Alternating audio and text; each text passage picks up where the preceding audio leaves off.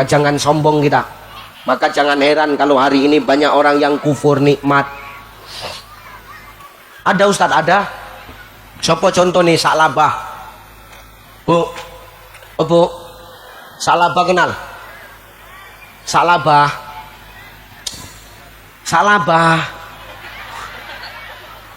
Salabah kenal? Salabah wong rengat. Dulu zaman Nabi ada sahabatnya namanya Salabah, Pak. Ketika belum punya apa-apa, maaf, ke masjid rajin, 5 waktu nang masjid. Tapi Salabah punya kebiasaan. Apa yang membuat kebiasaan Salabah? Salabah punya kebiasaan, kalau Salabah habis sholat, beliau tidak pernah ikut doa bersama bareng Nabi. Maka suatu ketika Nabi memanggil Salabah, "Hei Salabah, kemari dulu." "Ya Rasul, kau niku tengok rajin sholat 5 waktu ke masjid, tapi kenapa kau kalau habis sholat langsung pulang, nggak ikut zikiran, nggak ikut doa bersama? Apa kau nggak suka doa bersama?" Apa kata Salabah? "Demi Allah ya Rasulullah, aku senang ikut doa, apalagi engkau yang mendoakan, kami yang mengaminkan dari belakang, pasti doa kami dikabulkan Allah." "Terus kenapa kau langsung pulang?" "Malu mau ngomong ya Rasul." "Malu kenapa?" Anu apa? Anu sarung. "Lu kena ngopo sarungmu?" "Sarungku cuma satu ya Rasulullah. Ini pun hadiah sunat masal dari Pak Kades. Syukur dulu ikut sunat masal, makanya punya sarung ya Rasul." "Nah terus apa masalahnya kalau sarungmu cuma satu?" "Itu istriku di rumah sudah menunggu ya Rasul. Kalau saya lama pulang, waktu sholat habis, istri saya nggak sempat sholat ya Rasulullah. Makanya saya begitu selesai sholat, saya langsung pulang, karena sarung yang saya pakai harus bergantian dengan istri saya." Makanya istrinya Salabah itu kerjaannya nggak ada kecuali cuman satu, nunggui sarung. Bojomu Pak kerjanya nunggu nih apa? "Wih sarung saisine." Kok jadi nek Salabah balik iku bojone senang, "Wih bojoku balik, sarungku balik." Kenapa? Istrinya bisa sholat. Apa kata Nabi? "Kalau begitu pulanglah Salabah. Besok habis sholat zuhur Salabah, kau datangi aku, kau temui aku. Ada sesuatu yang mau kuberikan kepadamu." "Apa itu ya Rasulullah?" "Udah tunggu aja besok." Besok Salabah datangi Nabi selesai sholat zuhur. "Assalamualaikum ya Rasulullah." "Waalaikumsalam." "Udah datang kau Salabah?" "Sudah ya Rasul." "Ada apa gerangan engkau memanggilku ya Rasulullah?" "Ini ada kambing 2 ekor. Kambing lanang, kambing wedok. Iki mbok pelihara ya. Mudah-mudahan kalau sudah mbok pelihara kambing ini, nanti kambingnya beranak pinak, insya Allah ekonomimu bakal baik."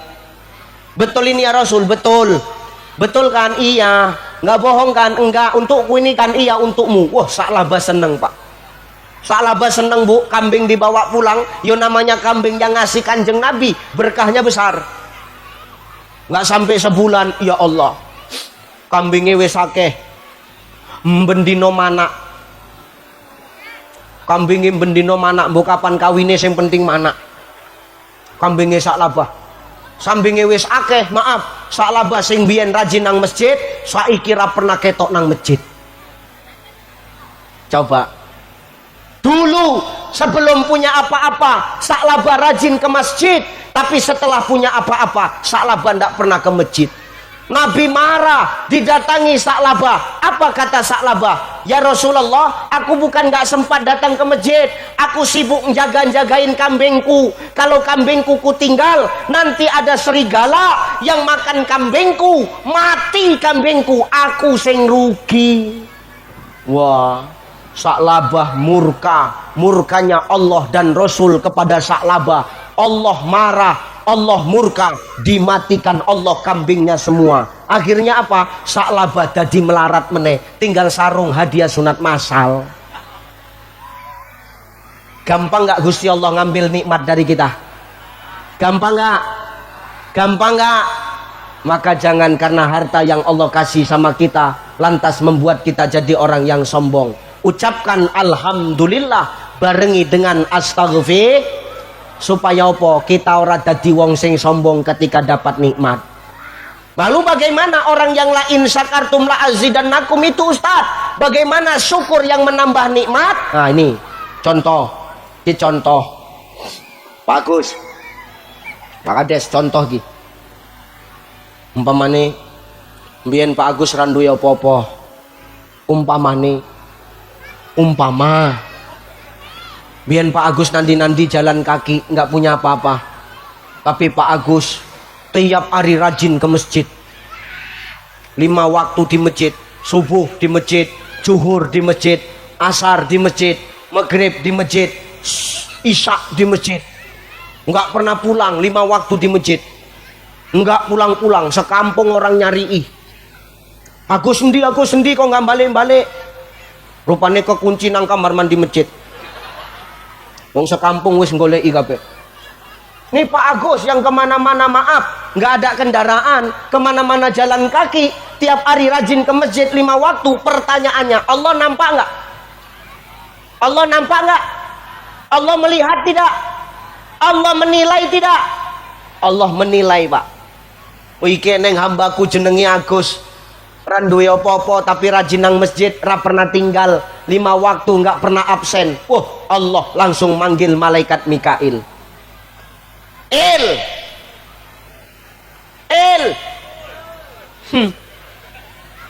Rene il.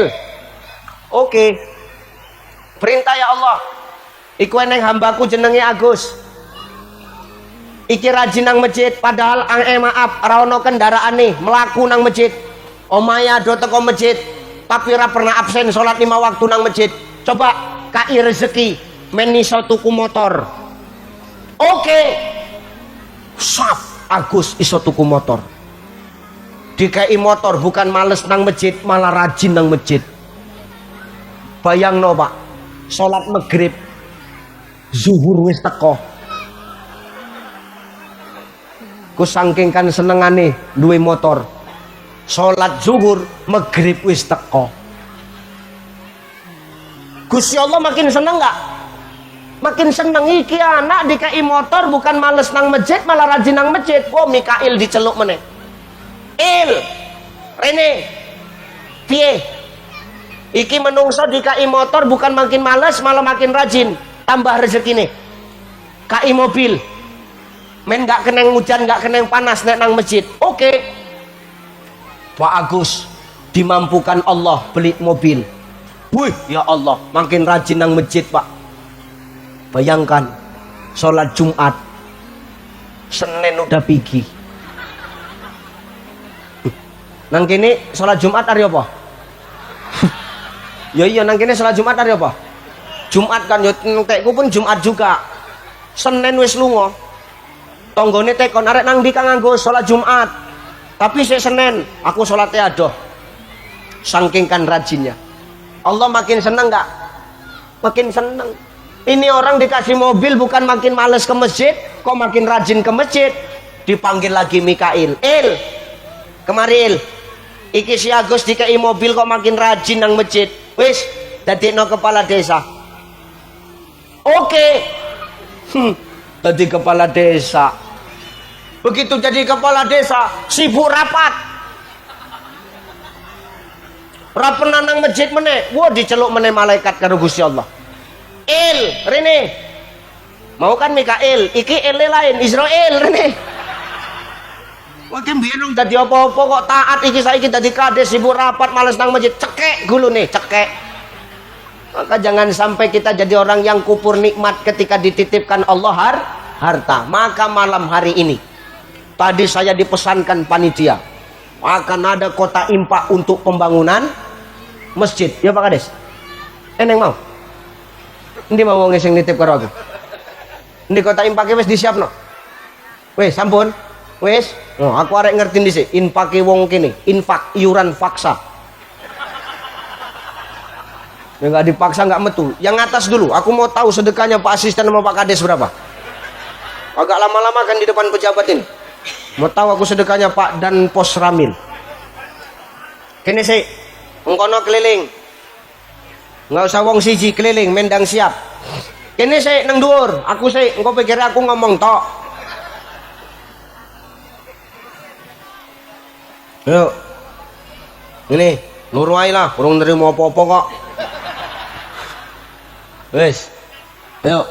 Sedekahan, ayo infak, iuran paksa.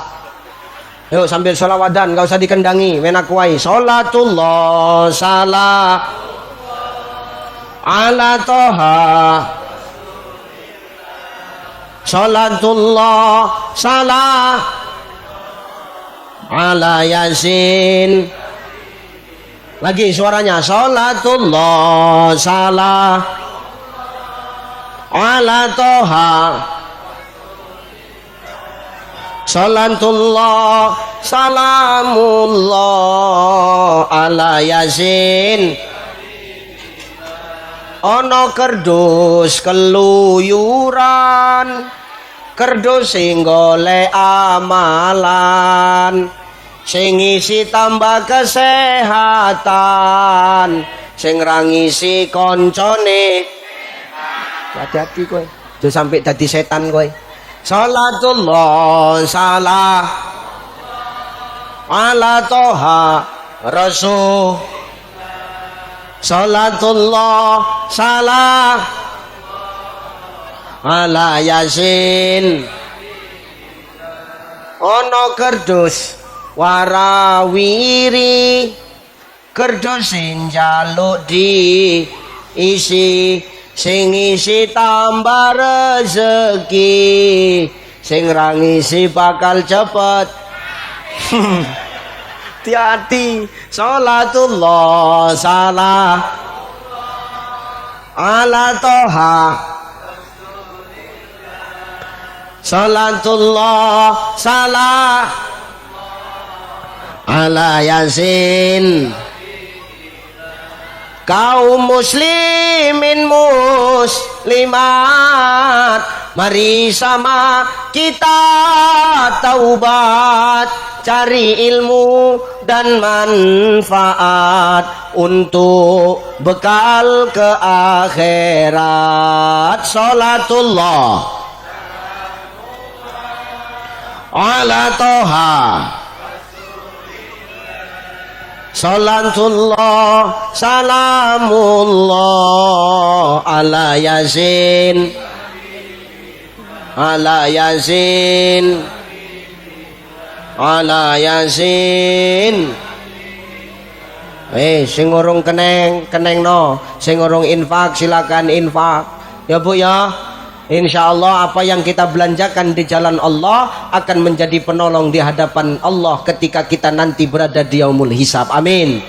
Maka ketika kita dapat nikmat, mau nikmat itu banyak, mau nikmat itu sedikit, mau nikmat itu besar, mau nikmat itu kecil, jangan lupa ucapkan apa? Alhamdulillah, astagfirullah. Supaya apa Ustaz? Supaya kita tidak jadi orang yang kufur nikmat, orang yang sombong ketika kenikmatan itu sampai kepada kita. Yang kedua, Bapak Ibu, yang kedua yang membuat manusia sombong itu apa? Selain harta, jabatan Pak. Banyak orang dulu belum jadi apa-apa, sekarang jadi apa-apa, sombong, jalan mendungak ke langit, kaki nggak nyentuh tanah, ngambang melakukan. Maaf, setiap sing ngambang api apa ora? Setiap sing ngambang api apa ora? Ora. Delok, sing ngambang satu setan. Eneng setan sing api. Mana eneng setan sing api? Setan apa sing api? Suster ngesot, cantik lumpuh nggih apa? Lu maaf, setan gak ada yang cantik, Pak. Jangankan fisiknya, sifatnya setan pun gak ada yang bagus, Pak. Aba wastakbar, merasa besar, merasa paling hebat, merasa paling mampu. Maka ini adalah orang yang sombong karena jabatan. Cukup Fir'aun saja yang sombong karena jabatannya, Pak. Jangan kita hari ini karena jabatan kita jadi sombong. Pak Kades, jadi Kades karena dipilih masyarakat. Kalau nggak dipilih masyarakat, apa bisa jadi Kades? Enggak, karena Kadesnya duduknya di atas. Kalau nggak Kades, kono nang peteng-petengan kono jagongi. Lo ini maaf Pak, Hari ini Allah ngasih kita jabatan supaya apa? Supaya kita mampu melewati ujian dalam kehidupan kita. Setiap kita pasti diuji Allah, betul? Ibu diuji nggak jadi istri? Bapak diuji nggak jadi suami? Pak Kades, Pak Asisten, Pak Dan Posramil, Pak Kapolsek punya jabatan, diuji nggak? Diuji. Ustadz Ucai diuji nggak? Hei, Ustadz Ucai diuji nggak? Apa ujianku? Hah? Oke duit yang teke lo. Ujianku apa ujianku? Iki fotoku iki. Ujian nih Pak. Saya bangga di mana-mana ketika ceramah foto saya dipajang. Jadi di mana letak ujiannya Ustadz? Letak ujiannya nanti selesai acara iki pindah nang kandang ayam kabeh iki. Nang kono letak ujian nih kuwi. Iki dino raine awak resi, sisuk rene wis telek kabeh sini. Ustadz kok tahu? Karena pernah ngonangi fotoku diletak di kandang ayam. Ku tanya sama yang naruh, kok taruh sini fotoku? Semenjak kandang ayam ini diselimuti foto Ustadz, aman tat. Jauh dari maling. Yang kedua, wow ngendoke makin deres tat omong. Maka setiap kita punya ujian. Ayyukum ahsanu.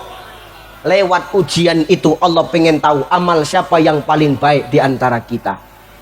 Malah jangan dengan jabatan kita berlaku semena-mena merasa paling hebat Pak. Cukup Fir'aun saja yang semena-mena dengan jabatannya. Kita umat Muhammad jangan sampai seperti Fir'aun. Setan nih kalau angkat jempol karo Fir'aun Pak. Setan kan CS-an karo Fir'aun. Setan nekani Fir'aun. Apa omongi setan? Pir. Yo Fir'aun kan pir. Yo set. Ngene pir, omongi setan. Sesetan-setane aku pir, omongi setan. Udu omonganku, omongane sesetan-setane aku pir, aku ora pernah ngaku Tuhan. Lah kowe menungso gara-gara jabatan ngaku jadi Tuhan, paten kue pir. Jangan sampai karena jabatan kita membuat kita jadi orang yang kalau karena jabatan lantas kita lupa dari mana kita dapatkan jabatan itu. Inilah termasuk orang yang tak pandai mensyukuri nikmat Bapak Ibu. Jangan sombong. Kita bisa sampai di titik ini bisa jadi ada orang yang diam-diam mendoakan kita tanpa kita ketahui. Betul? Saya hari ini sampai di titik ini diundang orang kemana-mana. Bisa jadi karena doa emak ayahku, bisa jadi karena doa istriku yang setiap malam bangun mendoakan aku, yang setiap malam selesai ceramah selalu menelpon aku. Tiap malam loh Pak, setiap saya ceramah kalau sudah selesai selalu tak kabari, Umi. Iya Pak. Loh, dia panggil saya Papa.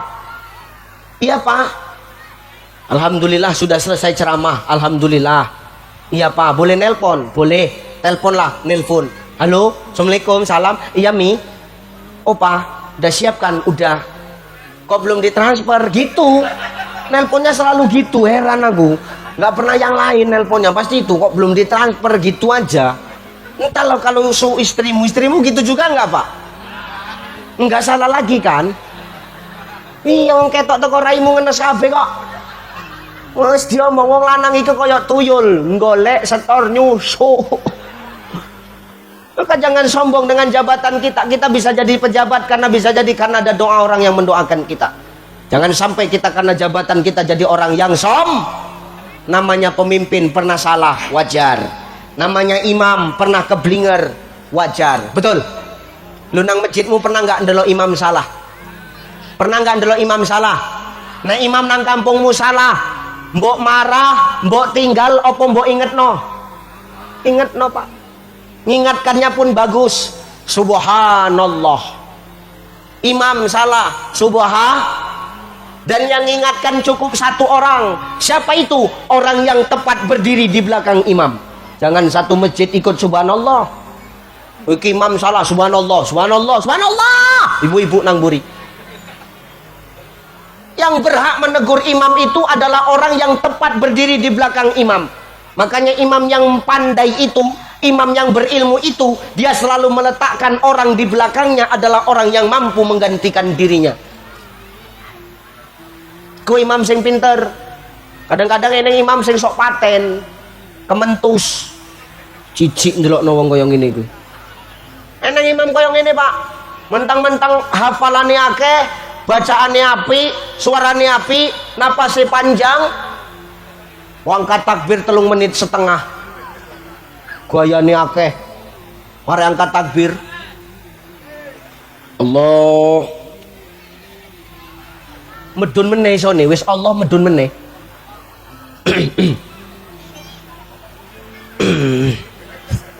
Teko mburi kudu jejeg ae rasane awak. Ngangkat takbir 3 menit setengah.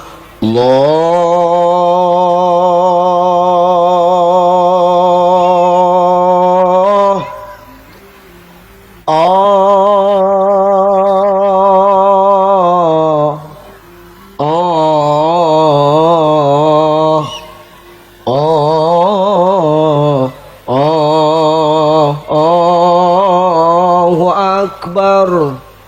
Iku jemaah nang mburi ibu-ibu langsung ngomong, cukup sekali sholat nang kene iki. Iki baru takbir. Kebetulan DN Kori maca Qur'ane pinter, nggawa lagu-lagu tilawah. Bismillahirrahmanirrahim.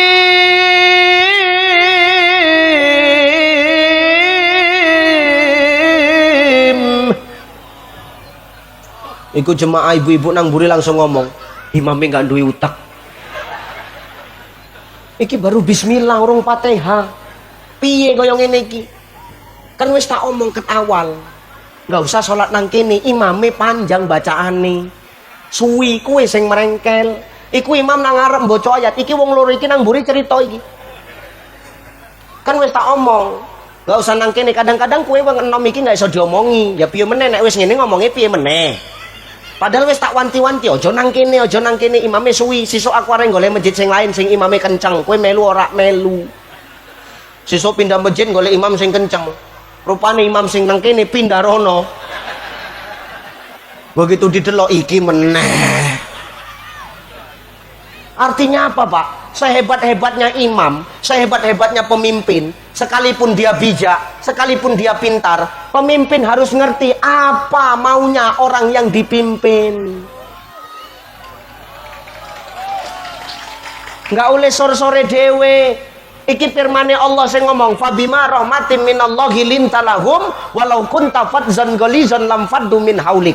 Pemimpin itu harus lembut, nggak boleh kasar, nggak boleh diktator. Lam faddu min haulik, nanti orang-orang akan benci kepadamu.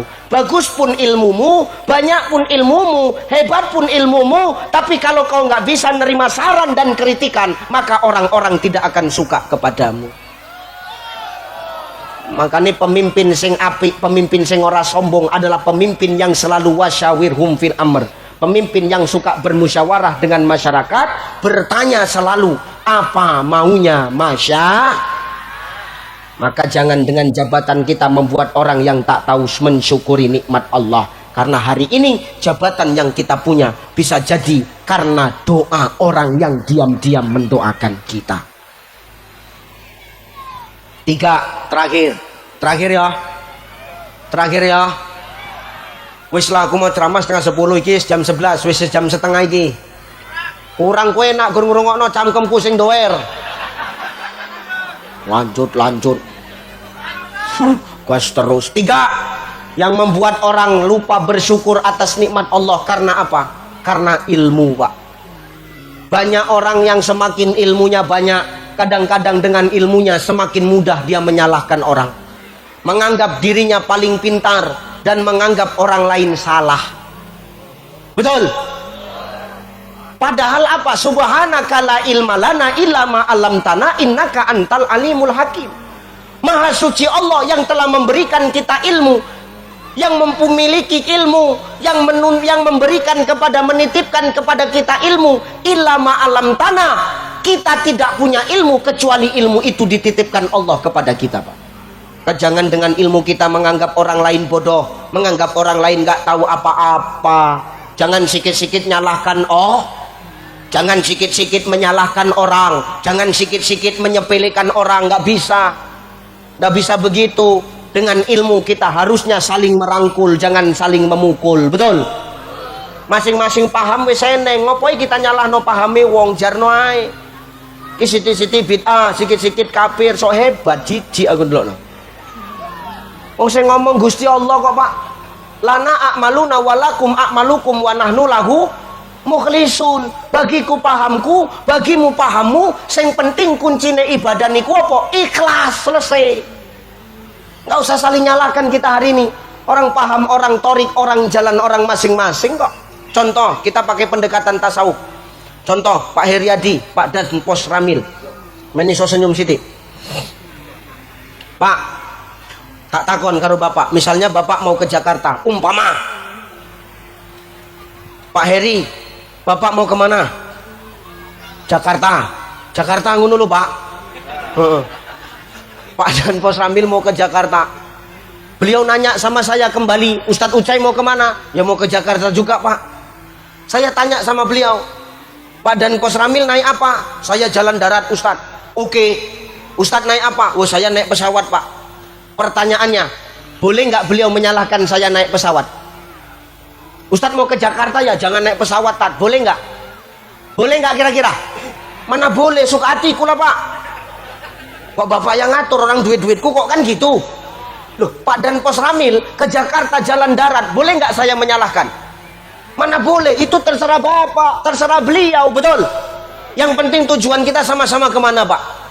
Sama-sama ke Jakarta. Perkara siapa yang duluan nyampe, siapa yang belakangan nyampe, itu terserah, nggak jadi urusan, Pak. Yang penting tujuan kita sama-sama di Jakarta, kita ketemu di Jakarta. Begitulah hakikat kita beribadah ini, Bapak Ibu. Apapun torik kita, apapun pemahaman kita, yang penting tujuan ibadah cuma satu, haqqulillah, mengakui kebenaran Allah Subhanahu wa Ta'ala. Selesai, Pak.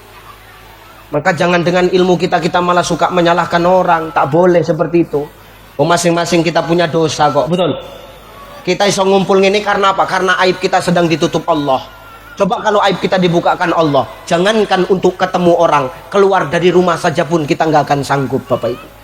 Maka kalau aib kita mau dijaga Allah, tolong dengan ilmu kita jaga aib saudara kita, bukan saling dengan menyalahkan dan menjelekkan satu sama lain di antara kita. Kenapa? Inilah yang mampu nanti menjadi latar belakang merusak ukhuwah dan nilai-nilai persaudaraan di antara kita. Jadikan perbedaan itu sebagai wadah untuk saling mengenal, saling melengkapi di antara kita. Jangan perbedaan itu dijadikan wadah untuk menimbulkan bibit-bibit perselisihan dan bibit-bibit perpecahan. United we stand, divided we fall. 3 hari 3 malam menghafal itu, biar tahu kok dulu. Bersatu kita teguh, bercerai kita runtuh. Iki kawin ae utake wong iki lho. Bercerai kita runtuh. Apa kata Jenderal Sudirman? Coba Pak Dan Pos Ramil. Apa kata Jenderal Sudirman? Ayo apa? Alah. Kata Jenderal Sudirman, Pak, tidak akan kita dapatkan kemenangan tanpa ada kekuatan. Kekuatan tidak akan lahir tanpa adanya persatuan dan kesatuan. Persatuan dan kesatuan tidak akan pernah tercipta tanpa adanya silaturahim. Maka orang yang berilmu tidak akan dikatakan sombong apabila dengan ilmunya dia rajin bersilaturahim. Maka dengan ilmu itu semakin kita kokohkan silaturahim di antara kita. Cocok? Cocok. Maka jangan sampai kita jadi orang yang kufur nikmat. Jangan sampai kita jadi orang yang Apa yang membuat orang sombong? 1, harta. Yang kedua, yang ketiga karena ilmu. Maka ketika nikmat ini dititipkan Allah kepada kita, kata Syekh Muhammad Atta di dalam kitab Shirathul Mustaqim, jangan sampai kita lupa mengucapkan alhamdulillah, astaghfirullah.